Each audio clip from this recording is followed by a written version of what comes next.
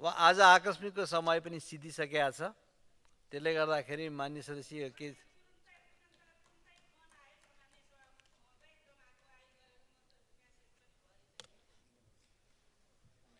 ल मान्य सदस्य संक्षिप्तमा के हो जानकारी गराउनुहोस्।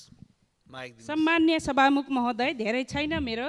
अहिले सुनसरी जिल्लाको दुहबी बजार भन्ने यो कोशी राजमार्ग हो। कोशी राजमार्गको बिल्टअप एरिया भनेको दुबी वडा नम्बर 5 स्थित त्यहाँ त्यो बजार क्षेत्र त्यति धेरै त पर्दैन। लुनकरण दास र च्यारिटी हस्पिटलदेखि लिएर त्यो बाटो चाहिँ बिल्टअप एरिया भनेर घोषणा गरेको पहिलेको घोषणा हो। यसमा चाहिँ जनताले अथवा बजार क्षेत्रका वासीहरूले 2081-1-3 एउटा रिट जाहेरी दिएको थियो। सो रिटलाई चाहिँ खारेजी भनेर 2081-10-15 दिएको अवस्थाहरू थियो। त्यो रिट जाहेरीमा यिनीहरूले बजार क्षेत्रको सुनसरी जिल्ला प्रशासन कार्यालयदेखि लिएर नगरपालिका, दुबी नगरपालिका लगायत त्यहाँको स्थानीय जनप्रतिनिधिहरूको निर्णय थियो कि 15 मिटरसम्म यसलाई चाहिँ यो बिल्टअपलाई बाटो छोडिदियो भने अलिक सहज हुन्छ। त्यसमा धेरै जसो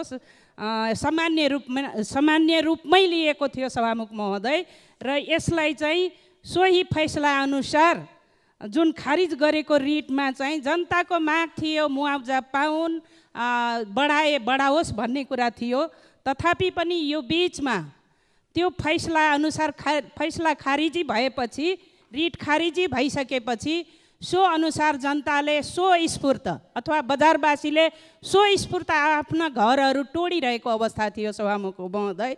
र उहाँहरूले हिजो अस्ति मात्रै पटक पटक पनि गएर नगरपालिकाले एउटा सूचना जाहेरी गरेको थियो 35 दिनभित्र यो चाहिँ सम्पूर्ण खाली गर्नुपर्ने अवस्था छ भन्ने कुराहरू त्यसरी दिएको थियो। तर दुबीको बुढी खोलाको पुल पनि नबनेको अवस्था, त्यहाँको ठेक्का पनि नलागेको अवस्था र त्यहाँको वासीले स्वस्फूर्त आफ्नो घरहरू भत्काइरहेको अवस्था हुँदा बल प्रयोग गर्नु, स्थानीय निकायले बल प्रयोग गर्नुपर्ने, प्रहरी प्रशासन लगाउनु पर्ने, डोजर लगाउनु पर्ने, भत्ताभुङ्गा बनाउनु पर्ने, जनताको जनधनलाई अलिकति भए पनि समय पाउने गरी त्यहाँ 1 तला 2 तला भएका घरहरूले बिस्तारै काटेर हामी तोड्दै थियौँ। तर डोजर लगाएर सम्पूर्ण हाम्रो क्षति गरिदियो भने हार गुहार मलाई माननीय मार्फत त्यसरी आएको हुनाले ती जाहेरी गरे। सम्बन्धित निकायलाई, सम्बन्धित मन्त्रालयलाई मैले सभामुख मार्फतबाट ध्यान आकर्षण गराउन चाहे सभामुख महोदय।